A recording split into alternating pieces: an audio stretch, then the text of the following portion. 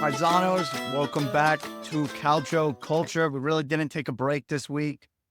You got Vos here, you got Motts here. We're talking match week 12. We're talking Azzurri calls up for the Nations League. And that's about it. It's going to be a busy, packed episode. There was some big news came out yesterday, right? Some really big news. So we're going to mention that. But Motts, take it over. We got quick shots. How you doing? Well, first I got to let the Paisanos ask them how they're doing. How are my Paisanos doing? I'm doing well. You obviously know, as the time of recording, it's Monday. You got to know by now that I love Mondays. Just attack them. It's the best way to approach a Monday is an attack a Monday. Don't let the Monday beat you. Beat the Monday. But with that said, we'll get into the quick shouts now. First one, we ended up doing 2 YouTube lives. The first one was for the Juventus-Torino game, only for the first half. Just wanted to kind of dip our toe in before we did the Inter-Napoli one. And I would say both were decently successful. We're obviously new to the YouTube live game, so we will be improving as it goes on. But we do thank all the Paisanos that did tune in. It wasn't too many, but that's okay. And we do thank we got 1 subscriber from it. Our goal was to get 20. We got 1. So we're at 99. So someone's got to be that 100th subscriber. But let them know what we did get today, Vos. We got our 100th 5-star review on Spotify. So big milestone there. Yes, I think it's our 26th episode, 27 around there. 105 stars on Spotify. Love that. Slowly climbing there. So continue to like, subscribe, comment. We really appreciate it. Really helps the channel grow. Thanks so much. But yeah, more lives to come, more posts to come, more episodes to come. So excited for that. Yeah, definitely. As we told you guys last week, we're going to step up the marketing. We got the YouTube lives already. We're going to try to get some more stuff out on Twitter this week, Instagram. TikTok's going to be back. That was a big hit for a while. So yes, we're going to have a little bit more time. But with that, we do have some footy news to go through. Quick shouts. First one, couple of guys inducted into the Serie A Hall of Fame. Definitely deserve to be there. Andre Schevchenko, Spalletti, and the recently sacked Daniele De Rossi. All good guys. Definitely should be in there. No qualms. Agreed. I'm interested to know how this works, though, because, normally, at least in the U.S., Hall of Fame is they have to be removed from the game for X amount of days in order to, although it's the same with coaches. Yeah, coaches can't be inducted until they're retired, right? Spalletti clearly is still coaching, right? I mean, he very much is coaching the national team. Daniel De Rossi just started his coaching career. I assume he's going to coach again. And he just got sacked at Roma. Who knows? Might be the new manager. We don't know. But the one player that was, or the foreign player, Schevchenko, he's been removed for a while, so that's good. And he deserves it for sure. But yeah, I like He's also a manager. That's the funny thing. Is he the manager of Serbia? No. He managed Ukraine, and then he was Genoa's manager a couple of years ago. So he's also kind of in the mix still, which is funny. Yeah. I mean, that's just classic Calcio right there. They just don't have their shit together, right? But I mean, these three, whether they're getting, if it's the U.S. rules where it's wait 5 years till after they're fully retired, or not the U.S. rules, which it's clearly not. These three were going to be in no matter what. So I guess just put them in whenever, you know what I mean? Yeah, fair enough. They all deserve to be there. That's a good point. Keeping it rolling now. Couple managers got fired this weekend. We're going to talk about one in a little more depth here in a little bit. But from Lecce, Gatti fired. Giampaolo in, which is a good hire. From a Lecce perspective, we were kind of in agreement it's the worst team in the league. Yeah. Should get fired. Giampaolo's got experience from Milan and I think Torino, if I'm not mistaken. I could be wrong. I definitely know Milan. So at least he's been at bigger clubs, kind of has seen good culture, knows how to win. I don't know if he's going to turn them around. I mean, Lecce are not that good. Hopefully, I still think for the rest of the season, whether they appointed him in the start of the season or not, he'd be battling relegation. I still think they will be. Hopefully, he could just light a spark under them, maybe push for a better couple of results and maybe try to be that by themselves sometime, not being relegation. But who knows? We'll see what happens. Yeah, who knows? They did get a result this weekend, which we'll highlight here. But yeah, for me, they're still the worst team in the league. I don't really see that changing. They're a really tough watch pretty consistently for me. Agreed. And then we had a couple more stats we wanted to run through, just general Serie A numbers game. Mats, you're the numbers guy here.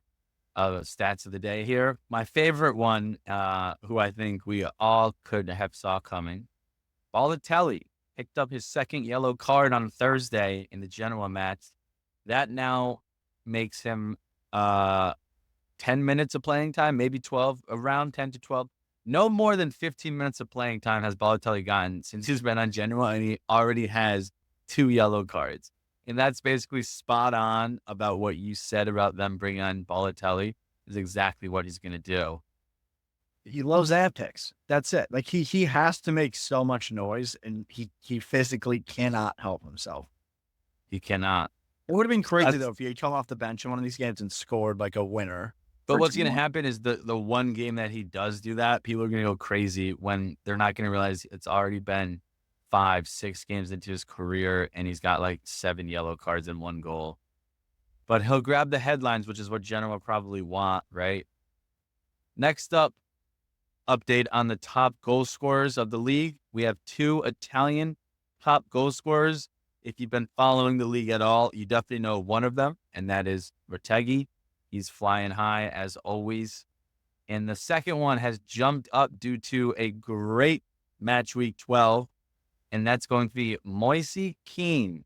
I was watching, and I said this on the YouTube Live, I was watching CBS on Saturday afternoon when Fiorentina played, and Mike Grella said, breaking news, you cannot score goals when you're sitting on the bench. You can score goals when you're playing game in and game out. On Juventus, Kean was obviously sitting on the bench, didn't score 1 goal last season. On Fiorentina, he obviously starts every game, and he's got 11 goals in the season already. That, I'm not sure, I have to check that. That probably equals the amount of goals he scored in the last 3 years on Juventus under Allegri. Yeah, that's probably true. And the thing about both of these guys is they're not just like converting a ton of penalties. They're playing very well, scoring goals from open play, and just doing a lot of different things well, which is why now, I mean, I saw today Retegui now linked to Arsenal. 50 I'm mil. sure somebody's going to come in for Moise Kean very soon. I didn't see Kean linked to anybody, but I saw on Twitter that in his contract when he made the move, he's got a $52 million release clause in his contract. Yeah, for me, it's still a little bit steep to trigger that for another club right now with his track record. But he just looks like a completely different player. Even at his best, and when he was maybe at PSG, was probably when he's at his best, he wasn't even close to this good. Yeah, he's so complete right now. He's real complete. And like his second goal was a corner kick, poacher's goal. Like he stuck his foot out there. If someone's head was there, he probably would have got a red card because he threw that shit so high up. But he just touched just flicked the ball into the back of the net. And then his third goal to get the hat trick was a punt from De Gea. He took the ball from the bottom of the semicircle into the 18, made a move, and his finesse / power shot is the best I've ever seen him have it this year. He hits it so hard, but at the same time so accurate, and you can tell it's paying off with 11 goals. And now Fiorentina are looking like geniuses buying him for 13 mil from Juventus, and now a lot of Juventus fans are upset that we didn't keep him to have under Mata. But listen, I got to say this, would it be great to have him under Mata? Sure. Would he be replicating this exact form? I don't know, right? I think a lot of this is Palladino's fingerprints all over him right now.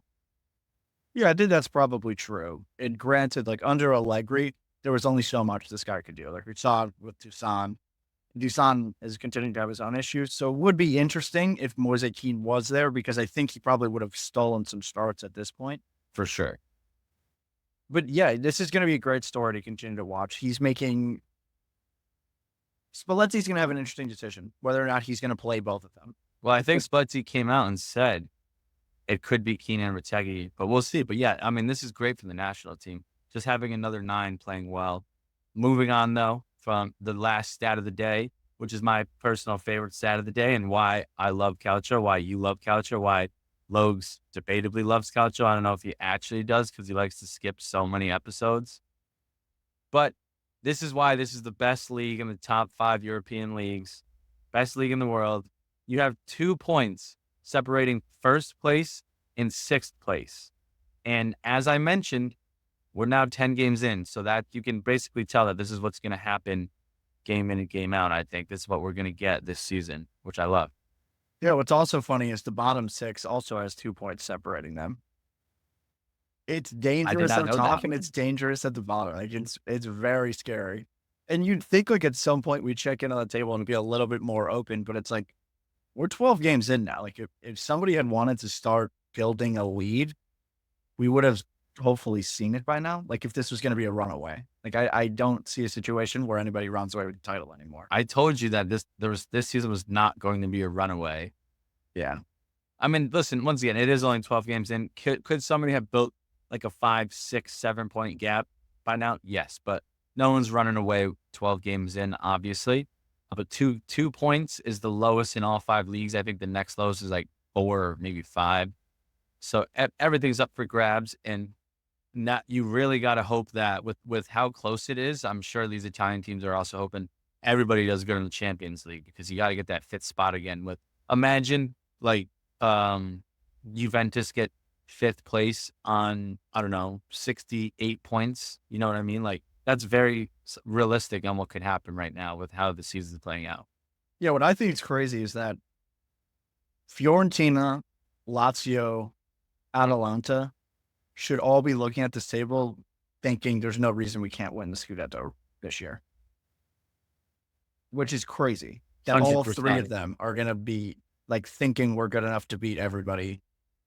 It's just like unheard of. What this like? Yeah, it's so close. That like can actually win the Scudetto. I'd also say if you look at the goal differential, it's not like one of these teams is completely blowing it out. It's 10 to 4 or 16 to 10 between these 6 teams. Yeah. So it's 6 goal difference between every team. So it's crazy. I mean, this is. I don't know when somebody's going to pull away. I'm not sure somebody will pull away. I don't think somebody will either. And all these teams, like I can see all of these teams on any given day pulling points off of each other too. So like those games when you are playing a top 16 are going to mean a lot this season. I'm looking at all of these 6 teams' last 5 game form, and there's 7 games where it haven't been won, and that's what is that 5 times 6, 30 games. So they're 23. 1, 2, 3, 4, 5, 23, 5 and 2. That's insane. And it's crazy that the only 2 teams that haven't lost their previous 5 games are Atalanta and Fiorentina. And the other team that lost one of them, Lazio, has lost 1 in their last 11. So they've won 10 in their last 11. It's Calcio this year just incredible. And like we've had some big games that have been a little bit of sleepers, which sucks. But like all the other games are really good. Been great, and it's been a tight league, and that's why Calcio Culture was created. That's why we're glad the Paisanos are coming on this ride, and we can't wait to continue to cover this league and see how this season shakes out. But before we end this, quick shouts. Should we check the Culpi first, or? Yeah, we can check the Culpi first. Yeah, let's check in with circle back. Yeah, you can talk Culpi because I'm the only one that didn't hit this week. I'll talk Culpi. I've now hit 2 legs in a row, so don't let me get hot. Do not let me get hot. My leg obviously was Verona Fiorentina over 2.5. Moise Keane actually just hit that for me by himself, so I appreciate that, Moise Keane.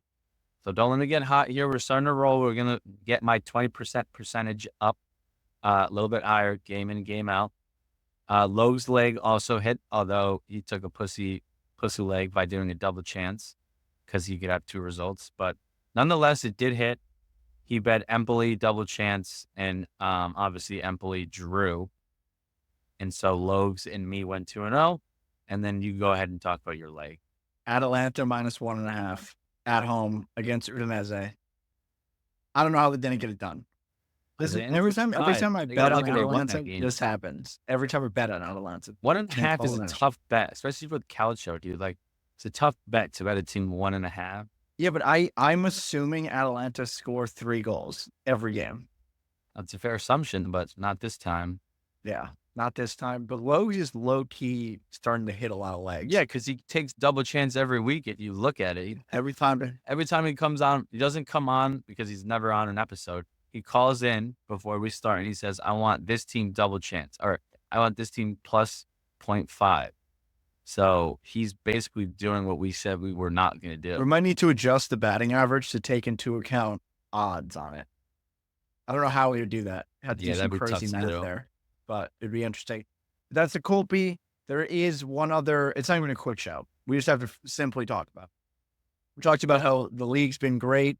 A lot of the teams, almost all of them, have been great, except for one, and that's AS Roma. And this weekend, following the loss to Bologna, they have officially moved on from Ivan Juric. Gut reaction, right decision, wrong decision? My opinion is that this was a good decision because Juric is not the guy that's going to take them to the next level. I've said that from the start. He was never the right appointment. If he was going to be the right appointment, the only thing he would have done was have Roma finish as good as they did last year and nothing better. If that was his seal, which Roma, spending the $100 million that they did in the summertime, obviously their goal is to do better than they were doing last season, right? Which De Rossi didn't have long enough time to try to do that. And not that I think they gave Juric enough time to do that either, but he was never going to be the guy to make that next step. So it's terrible because they're in such shambles. They have two managers already out the door before we're even 15 matches into the season. But it's the right move because now, hopefully, you can get that guy that can make you take that next step. Yeah, but so this is the other thing that makes this difficult. And it started with the Juric appointment because they fired De Rossi and it's like, okay, who do we bring in? Like, there's nobody really around. So that's kind of how they got to Juric. It's like, he'll just get us through the season. So now you fired Juric. In these meetings, are you hiring for the rest of the season or are you hiring a long-term guy? Because in my opinion, nobody they would be hiring right now is a guy that's a long-term guy. Who they're linked to. Mancini, who's the most likely, I think it is right now. I think so. Mancini, I saw reports that they reached out to him. There's Mancini, Lampard, Rui Garcia, Allegri, and a couple other minor names. I don't really have confidence in any of them as a long-term solution here. And that's where I'm really worried about it. And when I would go with Allegri out of that group, honestly, because if you bring in a new manager now, what is your objective for the rest of the season in the league? Like, at best, like conference league probably at this point. Like, are they that far back? Like, they're only 5 points behind Milan and Bologna, but Milan and Bologna have a game in hand. Yeah, they're 11 points off of a European spot. Granted, we don't know if we're going to get the bonus spot yet. So they're 11 points off of conference league as of now, right? That is a lot to make up. And especially when you've been really bad. So when you're hiring somebody, your decision needs to be not only hiring for an objective this season, but then you also need to tick the box for, are they going to be here next season? And that is a very difficult place to be hiring somebody. You hit the nail on the head there. It's also, if you can't give them a ton of money because you already have two guys on payroll, especially De Rossi's contract was for 3 years. Like, you just extended him to then fire him. So whoever you bring in has to be kind of a cheaper option, right? I still think De Rossi is actually the best option because I also think he would do it. And then number two, if he fails miserably again, then he didn't fail. Fire him. Then you fire him at the end of the season and it's really not a big deal. If he does well, you ride him out longer. And I think you could spin it the way that you could spin it, because it will look terrible, no matter, like, bringing him back. But the way you could spin it is, I forgot the lady's name that fired him, but she's gone. She was the one that didn't want him around. She's the reason why De Rossi was fired, right? And we're bringing him back because he's loved by the players, he's loved by the fans, and he actually was a pretty good coach when we had it, right? However, there's another side to it. that De Rossi won one game out of his last 15 games. So it's also that is technically a fireable offense. I don't think he was given enough time with all the new people that were coming in. But like, if another manager does that, it wouldn't be crazy to fire that man, right? But I think that bringing in Mancini or Allegri or something, like Allegri is going to want a lot of money. Mancini's been removed from club football for the last almost 6 years. He just got fired from the Saudi international team, right? Allegri, like we saw what he did with Juventus last year. It's just defense. Like, that's not going to make Roma get them to where they need to be. So they're in a really, really tough spot. And I really did like your take where, listen, it will look terrible if you reappoint De Rossi. Like, it'll look awful. But at the very least, you could then get rid of him in the summer. And then when other managers' contracts are up or been sacked, you can reevaluate and then try to get the long-term guy. Or maybe De Rossi does what he did, exactly what he did last year, somehow rejuvenates the squad and they go on a crazy run. This is just a terrible situation for the club to be in, because 3 managers, not 15 games in the season, screams we're going to finish the season with 5 managers. Like, yeah. Also, they are 5 points off relegation. And so I think they're too good to get relegated, realistically. But so that's another thing before I move on, is I wanted to talk about this. At this point, we now have to shift some of this to the players. Like, Mourinho said it. De Rossi didn't ever say it, but Mourinho said it and Juric said it. The players have no mentality. They don't give a shit. There's no desire. They're just out there and then they're out there. So you got to somehow develop these players to have desire and mentality. But at this point, it's on everybody. It's on front office for not knowing what your project is and who you want to get to build that project. It's on the managers for not motivating the players enough or putting the players in positions to succeed. And then it's on the players for not just having the balls and the green gut and the desire to actually go try to win a game. Yeah. We'll see. I think once we know who's going to get hired, it's going to be a good indication of have they got their shit together at all at this club? Because I genuinely think Mancini will not make it till the end of the season if they hire him. I just don't know what he's going to do different. Like, he's an old school manager, but like not as good defensively as Allegri and not overly creative. I don't know either. He's just been out of it for too long. This could get so much scarier than it already is. Yeah, especially because he's been coming from the international level. It's much more just like, let me continue all this form that all my players have been in over the season, and I'll just kind of sprinkle in where I can. Club level, it's very much like you have a lot more on your plate to figure out. Yeah. We'll see. They made it seem like they were going to announce who was coming in today, but it didn't happen.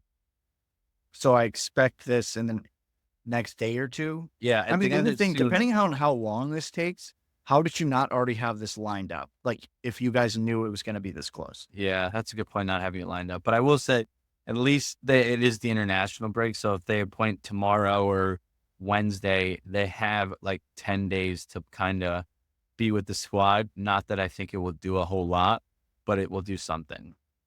So listen, to sum it up, Roma's in an awful situation, but firing Juric, although it doesn't look great, I don't think puts them in any worse of a situation, because for them to take the next step that they've wanted to and show that they wanted to, Juric is not the guy. So at least they moved on from the guy that wasn't going to get in there, but we still don't think that they're about to hire the guy that is. Yeah, that's the tough part. And we're going to see. We'll be on here to talk about it as soon as we know who's coming in.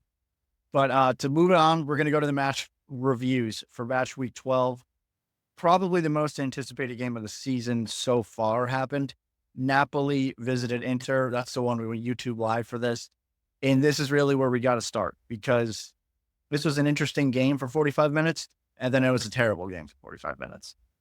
First half was a great game, right? It was pretty much went as somewhat like we predicted. Inter was going to have the ball.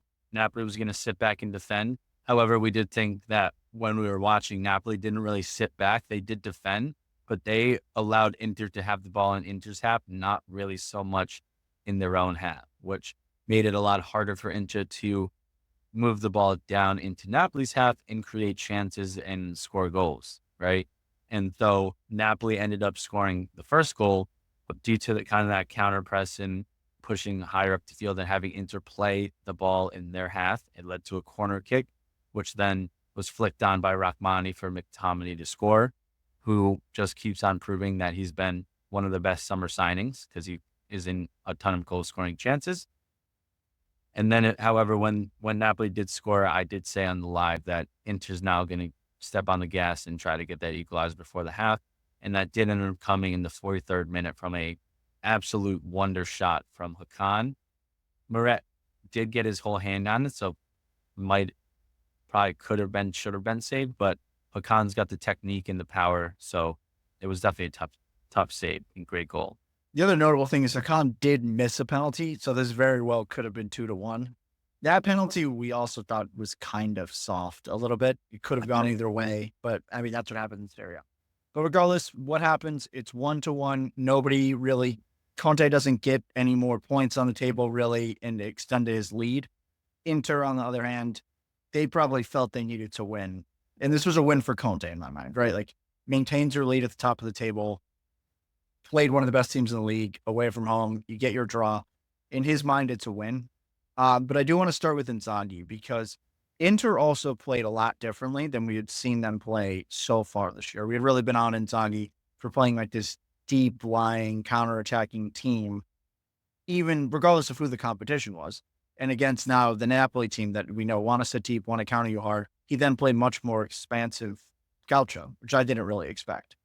Yeah, but I would say like it was expansive, but they weren't to me going to try to push for that win, really. There wasn't, even at the end of the game, like they didn't have those final chances that usually a team gets when one team is playing for a tie and one team is playing for a win, which I didn't love, especially because of the amount of players that were rested against Arsenal for this game, right? They were rested for them to be energized and ready to go attack and take the game to Napoli. And I don't think that they really did that. I do think that Conte, what he implemented, that high press, made it much harder for them to go and take this game over and kind of be on the front foot and attack. So I was expecting, they definitely were more progressive in that they were not sitting in their low shell and they had the ball a lot, but they didn't go take the ball and try to create chances or even cross it. You kept saying they're not putting the ball in the box enough.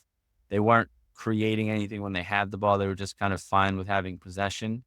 So I thought that there needed to be more like kind of attack mindset from them in this game. Yeah, I think what did, and honestly, the second half I'm kind of going to throw out, but what the second half kind of felt like to me was that everybody threw their punches in the first half, and then they're like, you know what, nothing happened, we're tied still. Let's just, it gets it, let's pack it in. That seems like what both teams were okay with doing. So it's more so just talking about the first half. Yeah. First, well, to your point about the progressive football, I mean, we multiple times, Cherby had that shot in the box. Like we were on the live being like, oh, where is Bastoni right now? And he's playing left wing. So it was definitely the Inzaghi ball in terms of fluidness,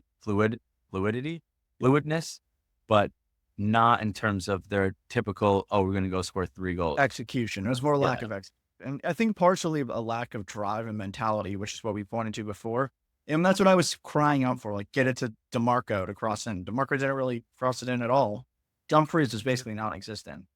The good news I think for Inter now is this was the first time I think Acerbi, Bastoni, Hakan, and Barella have all played together in a long time. And it did make a massive difference because Hakan and Barella, when they're both on the field, it allows them to be so much more fluid. And Zielinski doesn't really understand that role yet. So like when Hakan can drop in, and also Hakan's passing range is just ridiculous. Like every game he shows it. He just picks up the pace of the game at will by just taking a ball that cuts off half the team. Nobody on the field can do it. It's ridiculous. Yeah, Hakan's a beast. Unfortunately, he missed that PK. Now he's 19 for 20 for his career at Inter. But I will say, to your point,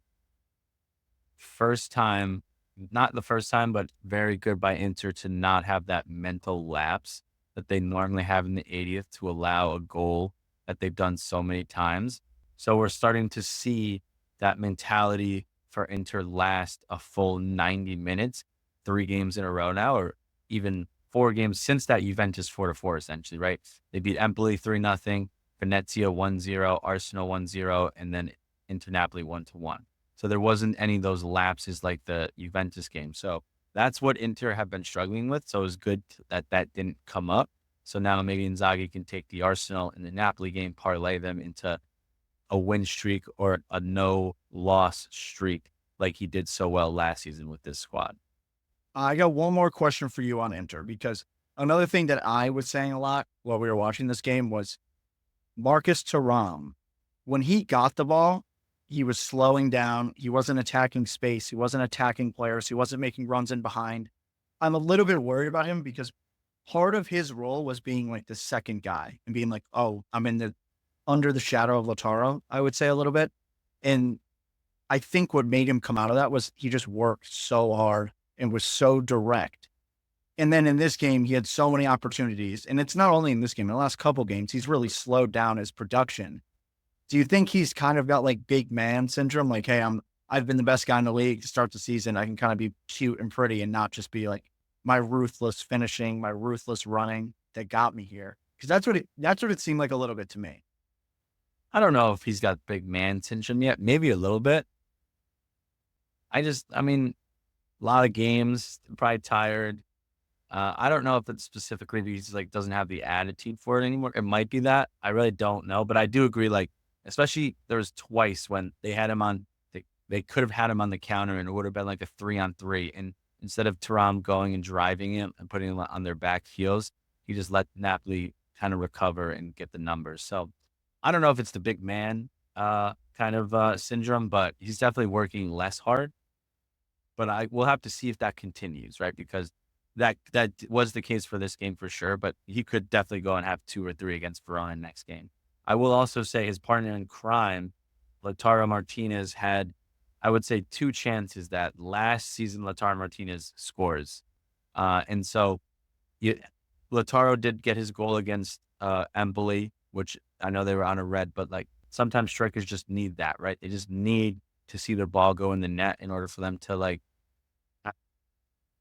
kickstart their season. He hasn't been able to do that yet, even when he does score. So, I mean, there was one that it was a great ball from Dumfries on the left-hand side, and Lautaro, for whatever reason, didn't hit it on the one time, let it go across his body, but then the touch went straight into the defender. So Lautaro needs to do better, because if Lautaro keeps this form up, Inter's going to finish they're not winning the Scudetto. Yeah. They need goal contributions. I mean, since Thuram is slowed down, the problem is nobody's picked up the pace. And he was really like he probably dragged this team to where they are more so than the team. Yes. So it's going to be interesting now if somebody has to pick it up and start scoring. Like, this is their best team, I would say, in terms of having everybody healthy that they've had in a while, I would say. And I think Akan makes a big difference there. Flipping it over to the Napoli side of things, Antonio Conte, like you said, had a little bit of a trick up his sleeve and suddenly deployed this high press, which we really did not expect. And even more than that, when they did break the press, he really wasn't willing to sit all that deep. They were kind of in a mid-block the whole game, which I think tripped up Inter a lot. For sure. It just made Inter have to possess it a lot more in their half than in Napoli's half, which worked to their favor. And Napoli typically lose the possession stats or the possession game pretty significantly, like 60-40 typically. And this one was 53-47. Like Napoli lost the possession game to Empoli. Like, that shows you how Napoli typically want to play games. This game, in the second half, they actually won the possession 54-46. So it was very much Conte saying, hey, we're not going to sit back like they think we are. We're going to press them when they're on the ball and make them, like, every single time Inter had a corner kick or a free kick that was cleared out the first time by Napoli, they then pressed so hard that Inter had to go all the way back to Jan Sommer and then recreate a chance. That took time off the clock and made them move the ball. It just made them not have consistent chances, and that's why Inter's XG was only 1.55, and they had a PK in that 1.55. So it was a really great game by Conte, great defensive game by Conte, and that's what he does with one game a week. He analyzes how to best set his team up, and he sets his team up that way and executes it to perfection every time. Yeah, the way they played, they were just unwilling to lose this game, realistically. And I think a guy that actually, who hasn't played a ton over recent weeks, came off the bench and played amazing was Lobotka. And he came in the 60th minute. I think he helped them possess the ball a lot more, kind of kill the game. Because that's pretty much what they did. They were just killing the game. Keep going, sending Inter back. And then when they got the ball, you have to come get it off of us. Like, we're not going to take any risks. And Lobotka was literally commanding people around the field and how to hold the ball. And that was it. He killed it off. Conte masterpiece, real. And then you saw also at the end of the game, I think it was 70th or so minute, Conte was every single time the ball went out of bounds or it was a foul, you just saw Conte had his hands up, just screaming to his players like, Ashpet, wait, slow down, like, stop, like, just let's drag this game out where we have the result we want in the San Siro 1-1. Slow it down, possess the ball, do not force anything, and stay in position. And that's exactly what they did. And it was perfect because they started the game high press, got their first goal, and then allow them to be off the ball, doing their normal kind of higher press than normal. But it was just perfectly executed, and it happened because they were able to get the first goal. Following this game, who do you think is better right now, and who do you think has a better shot at winning the league? Between Napoli and Inter? It's so tough, right? Yeah. Because, I think Fiorentina, Atalanta, Lazio, and Juventus all have the same exact chance to win the league as Inter and Napoli. It is so hard to differentiate who's the best out of everybody up there. But at the end of the day, there is one of these 6 teams that only plays once a week, and that is Napoli. Like, that's a good point. Whether it be the Conference League or not, they're playing twice a week, and didn't they lose in the Conference League the other day? Yeah, and they want to get deep in that league, right? So later on in the season, when they're playing quarterfinals, semifinals, he's going to have to play his best players. Palladino, obviously, same thing with Lazio, right? So they're all in other competitions besides Napoli. So it's going to really, really come down to the wire. And I don't have an answer for you. I have no idea. Yeah, it's tough. I can't even tell you who's the best in the league right now. Like, for me, I actually think Napoli are playing worse than they played for like that match. I would say right now the hottest 3 teams are Atalanta, Fiorentina, Lazio. Yeah, that's a hard field too. Yeah. It's crazy to think about. But yeah, that wraps up this game. This was an opportunity for both of these teams to make a big statement, and they really just played out a draw. They were both okay with it. Yeah, and that's what was kind of shocking to me about Inter. I do think Napoli, like I said, did a great job at the end of the game killing it up. I didn't see it from Inter. It was like, we got to go get this game. We got to get 3 points. We got to take this game and become number 1 because we're at home. I didn't see it at all. And in fact, from the 88th minute to the 93rd, Napoli had the ball and were just passing it around Inter. And then I think it was Ngoin accidentally passed it out of bounds. So Inter had the ball back, but they weren't able to get anywhere close to scoring. Because typically what you normally see is like a team like Napoli that's away kind of sit deep, keep sitting deeper and deeper and deeper into their shell, holding on to the game, while a team like Inter who's home wanting to hunt for the 3 points keeps pushing up and pushing up and pushing up. That was not the case at all. And that's why Napoli were able to get away with this with a 1-1 draw. Win for Conte. That's the takeaway for me. Conte won this game. But moving on, some other games that happened this weekend. We mentioned it earlier. Bologna went to Rome and beat Roma 3-2, which led to the Ivan Juric sacking. On the other side of things, big result for Italiano. Like, you just won a shootout, which we don't really expect from him. And Bologna now, 3 out of the last 5, haven't lost any out of their last 5. Things are starting to move in the right direction for a team that's pretty weak compared to what they were last year. And I would say they still don't even have their best player in Lewis Ferguson. Although I don't know exactly what the injury is. Indoy did get stretchered off, which I Yeah, totally forgot that's a about. big loss. But no, yeah, you're right. Italiano's starting to figure this thing out. They're not flying as high as Palladino and Fiorentina, obviously. But listen, they have a game in hand. They're at 18 points. If they do have to play Milan, so it's not going to be a walk in the park. But you can just maybe let's assume they tie that. You're at 19 points. You're only 5 off of 6th place.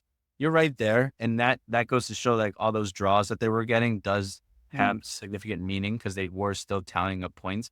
And now that they're starting to get some wins and 3 points, it's starting to show. And that's why they're in 8th in the table, which it's a respectable spot right now, right? And I think there's more upside to come pending on those injuries.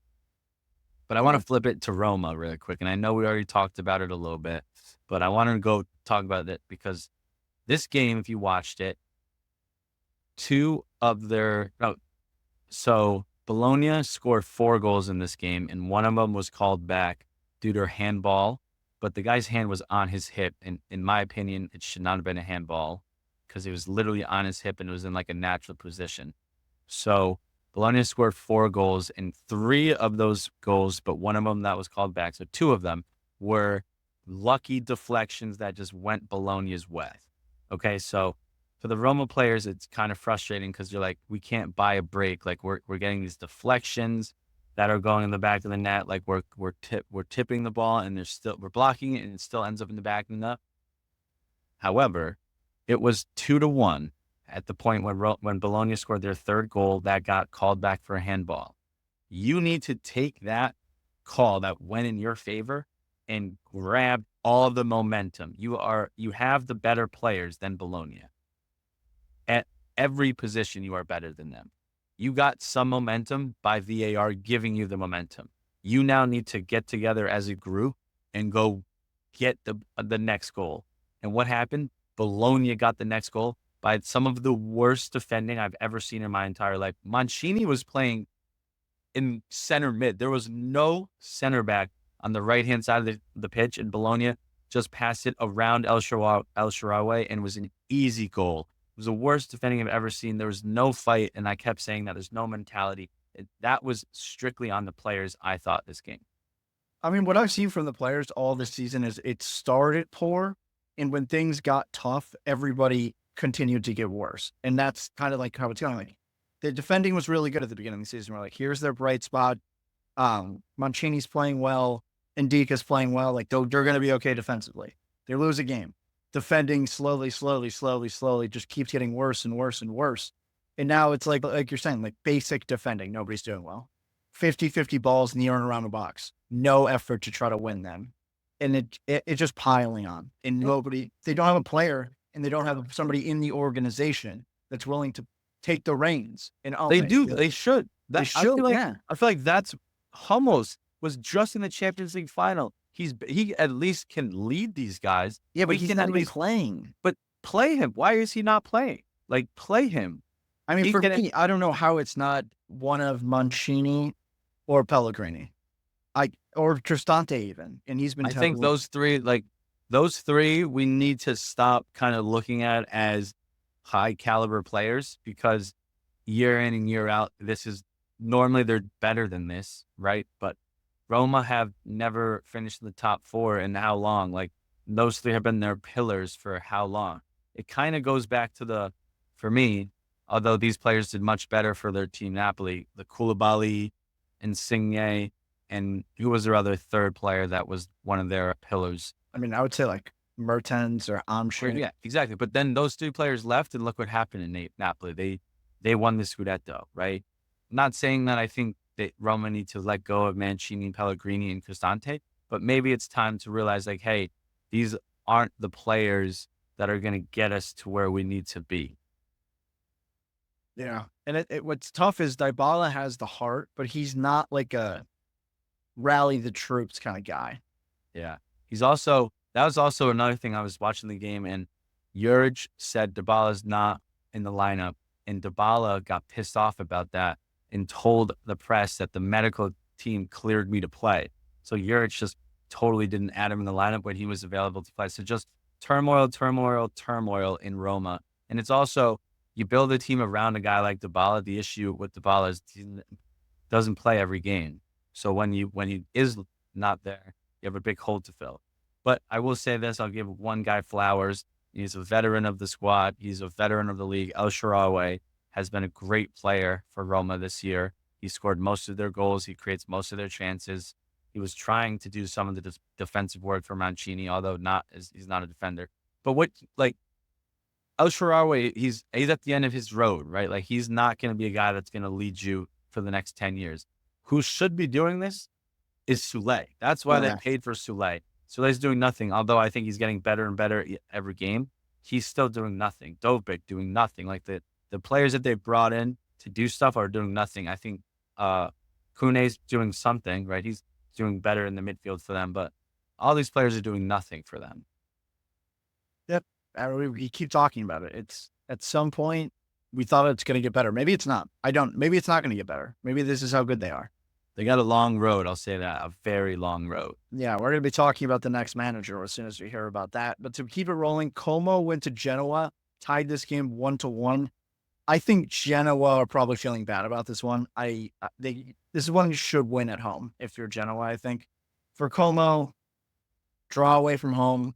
I think you take it at this point. They haven't been playing particularly well the last 5 games. 3 losses. They haven't won a game in a while. So for them, this is a good result. You're staying out of the relegation zone, pulling points out of Genoa. Yeah, that's everybody down there. Yeah. Another one, Empoli went to Lecce, tied that game 1-1. Good result for Lecce, I'd say. They really needed this. But Empoli is going to be comfortable with these kind of results all year long, realistically. They're probably sad that they conceded because they were up 1-0 at one point. And if you're Empoli and how good you've been defensively, you got to close this one out against Lecce. Do. I'm looking at the table right now. You're only 5 points above 17th, which is the one spot out of relegation. And we've been talking about how good of a season Empoli has. You get these 3 points and you're at 17. You're looking large in 9th, right? Like, that's a big difference. Yeah, it is. I would have liked to see them get that one done. Same. But they didn't. For Lecce, big result, I guess. I still not that big a result, just 1 point. Like, worse, it's less big it's more, has more of an effect on Empoli not than Lecce getting it. Yeah, that's true. I agree. One team that did get it, a very big result, was Parma going to Venezia. Hard place to play. We've been saying it all year. Venezia, it is hard to win games in Venezia. And honestly, from a Venezia perspective, they've dropped more points at home than they should have. Because it doesn't actually do them justice because they've played so good at home every time. And they just can't get a result. Like, they always concede the late goal. Like, they look good. But it's a big game for Parma. These were 2 teams that got promoted this year. You just took it to one of the teams that you got promoted with. Massive. Yeah. And listen, if you're Parma is very hard to beat at home. So as many points as you can get away from home is gravy. Last 5 games for Parma now, only 1 loss, 3 draws, and a win. So they're starting to figure out how to not get red cards and get at least a point in games, and sometimes 3. Yeah, and if you look at it, some of the teams they're above Verona, Cagliari, Genoa, Monza. Like, these are Serie A, like, proven clubs now, and you're making a big statement if you continue to roll. They're not quite out of relegation yet. They're 3 points off. So, I mean, they got some work to do still, but if everybody kind of down here, I still think they look the best. Yeah, agreed. Good for Parma. I'm going on to literally the hardest place to play if you ask a particular coach. Fonseca this past week went to Real Madrid, beat them. He pulled this shot here. You said Cagliari are harder to play than Real Madrid. What happens? Milan go to Cagliari, cannot get it done. 3-3. Definitely calling this shot. They lose the shootout in Sardinia. They tie it. Not good enough from Milan. There was a couple of things that did happen in this game that I want to point out. Milan's defending is dog shit. Like, very simply. And number 2, if you don't show up to play Cagliari, they're going to bring it to you. But in all seriousness, great result for Cagliari. I don't think we need to talk too much about them. They scored a fucking sick volley to level this game. But one of the goals of the season, probably. yeah, and I love this Cagliari team. I hope they stay up. There's a ton of exciting players. That dude scored twice. Zappa, he had 2 goals. Yeah, that's why he's better. And then, Cagliari has made that stadium kind of a fortress this year. It's been very difficult to go there, and I'm happy that they got this result. From a Milan side of things, you cannot concede 3 goals against Cagliari. You cannot. You can also they conceded when they went to more of a defensive lineup. They took out Pulisic, they took out Leao, they took out Emerson Royale, they subbed on Tomori, they subbed on I'm forgetting who they subbed on, but they went defensive and they let in a goal. So that's awful. Number one. Number two, here's a question.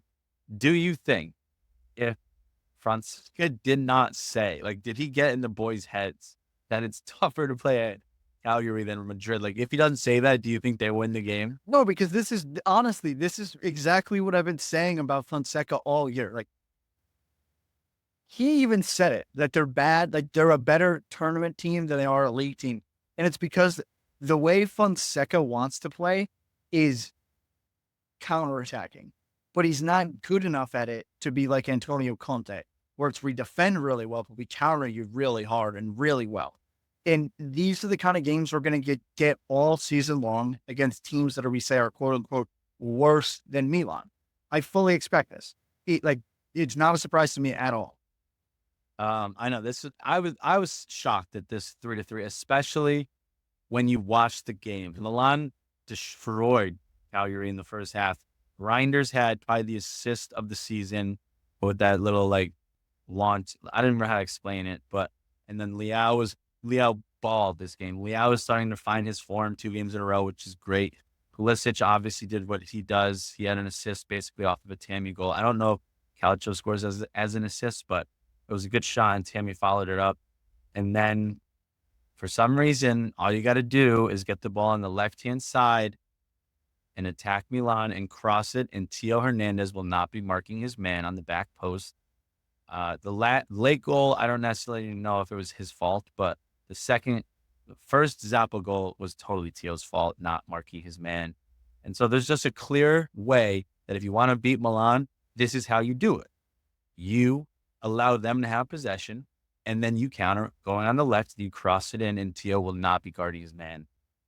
I mean, and just to continue to talk about Milan here, it's stuff like that where I still am not sure that Fonseca is the right coach, because this has been the problem every single game the entire year, including in the Champions League, because that's where the Real Madrid goal came from.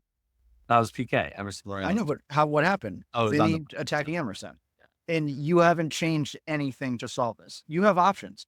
You can play Tomori at right back, because the way Emerson plays, he doesn't go that high. You can easily just play him. You have other things. You have ways to experiment, cover that area. He took Christian Pulisic and brought him in as the attacking midfielder, so played him in the center of the field. And I thought he was extremely ineffective there. Why are you taking your best player, arguably best player in the league right now, out of his position where he's been the most effective player on the field to get Chukwueze in the team? You have other guys on the bench that can come in. Chukwueze has not been great in any of the games he's played. Leave Pulisic where he's been doing fine. I don't get that one. And then number 3, and I don't know if this is Fonseca or the players, but I said this when we were watching the game. It's something that I noticed in the last couple of weeks. Milan don't defend to stop opportunities. They defend the opportunities that get created. And that's a big part of their issue. Like, they wait for something to happen and then they react to it. They don't try to stop the cross. They don't try to stop the creative pass or from making a pass. They react to the opportunity that arises. And so that's why these things are happening. Not proactive is what. Yeah, precisely. They also, I mean, if you look at where all 3 of their goals were, it's literally on Tio's side. Like, it's just they're all right next to each other. So I agree that he's got to switch something up, but what he switches up is incorrect. He switches up the up top when he needs to switch up the defense.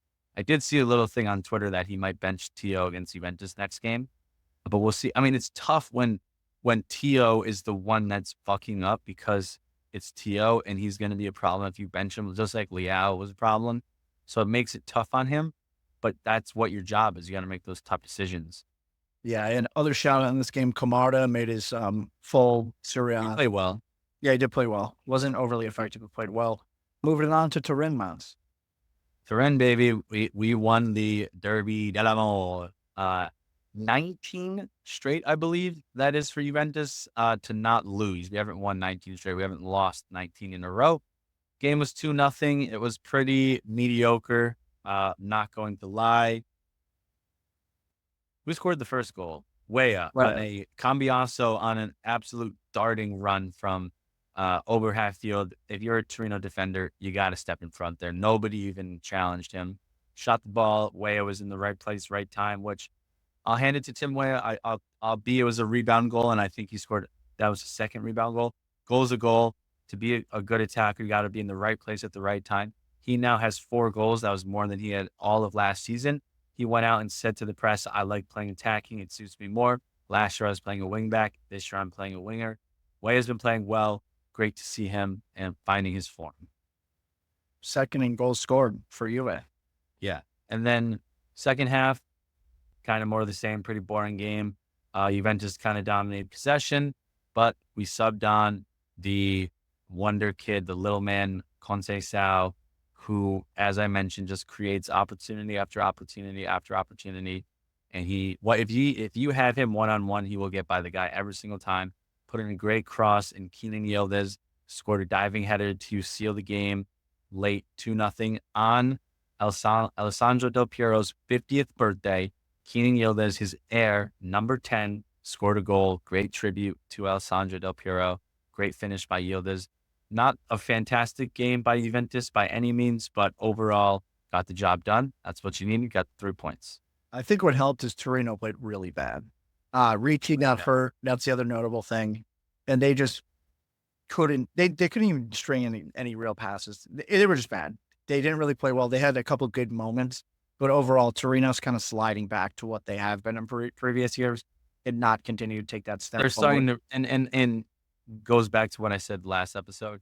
They're starting to feel that Zapata missing because they've had 1 goal in their last 4 games. Yeah, moving on to another team that's kind of been sliding, Udinese. They went to Bergamo to play Atalanta. Lost this game 2-1, and for Udinese, that's 4 losses out of the last 5 after they're one of the hottest teams to start the year. And I guess this is kind of reverting to the mean, right? Because not much has changed since the last couple of years, and they've kind of been a mediocre team. I think it's just reverting back to that. Florian Thauvin have been overachieving for a little bit. That really helped them. And I still just, I don't know. I think this is just what they are. We're seeing more of that. Yeah. I mean, they're definitely going to be a middle table team. I think 9 for Udinese is very respectable at this point. They are basically well off of relegation, but they're also obviously well off first place. I will say they got kind of unlucky on their own goal. But yeah, I mean, this is what you kind of expected for Udinese to be. Atalanta flying high.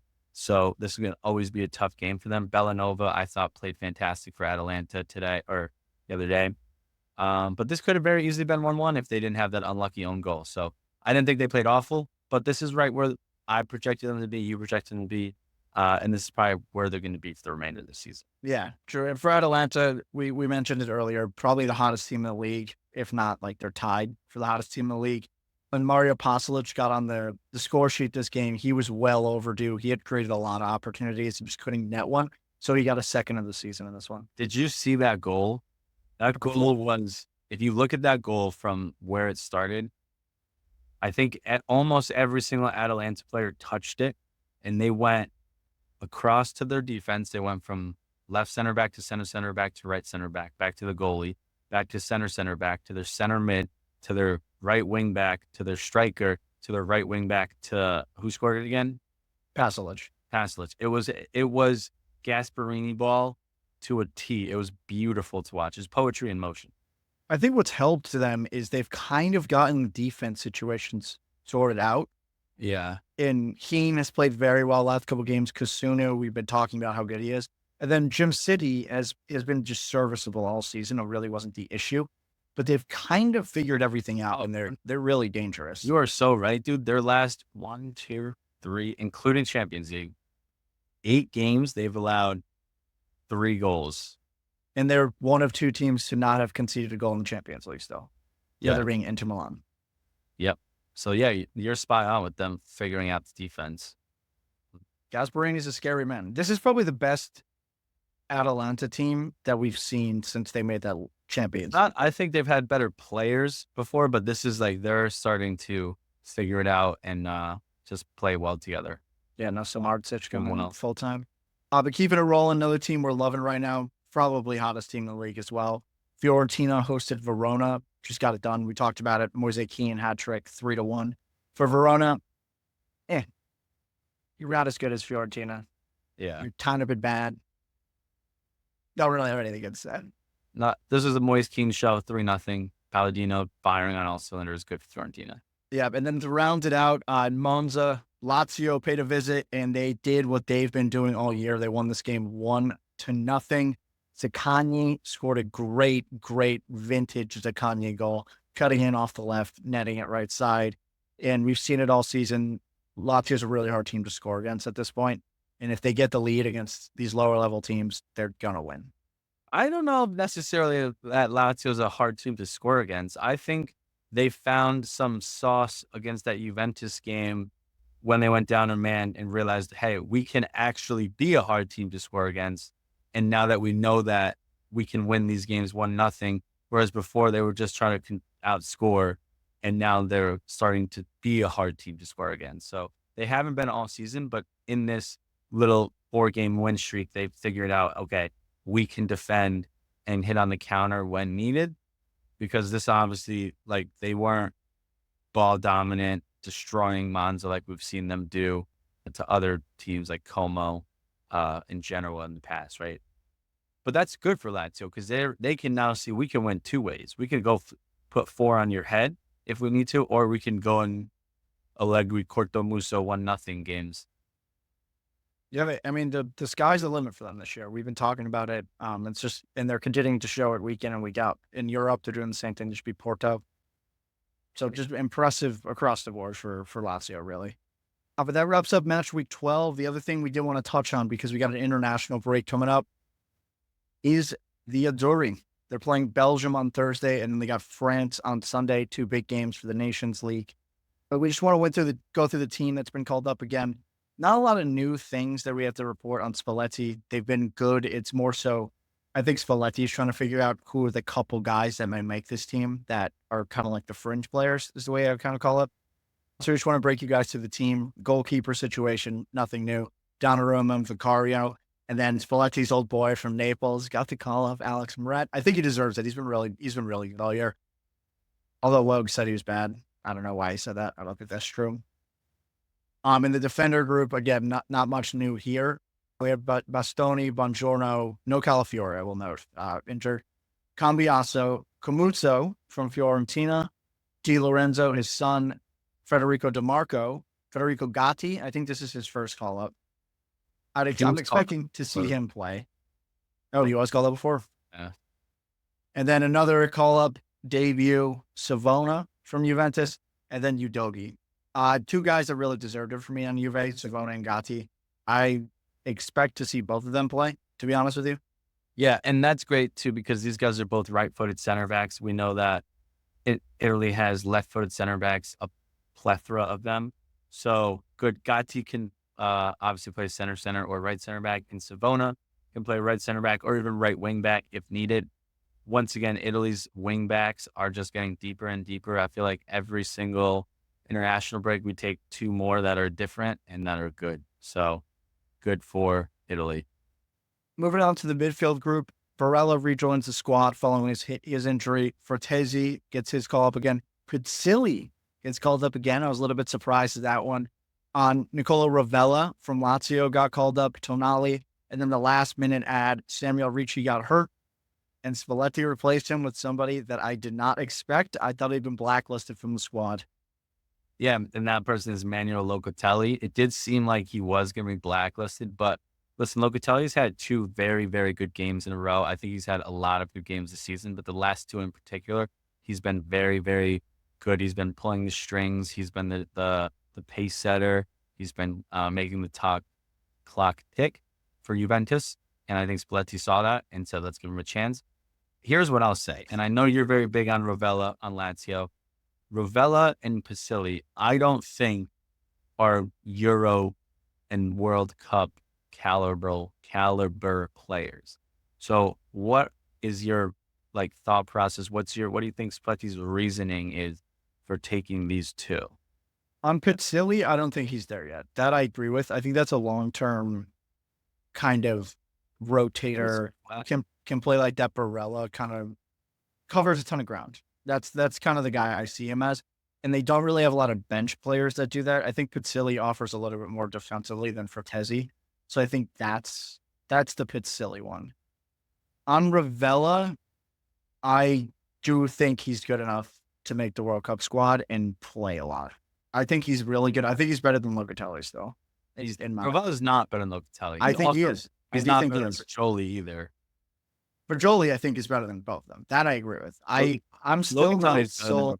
I'm not sold on Locatelli. I think Rovella plays the deep lying playmaker role much better than Locatelli does. I don't think that at all. Rovella pushes the pace. Rovella has a better passing range, I think, than Locatelli. I think midfield for the World Cup should be Barella, Frattesi, if Ricci's healthy, or if all these guys are healthy. Barella, Frattesi, Ricci, Locatelli, Fagioli, Tonali. Yeah, I probably agree.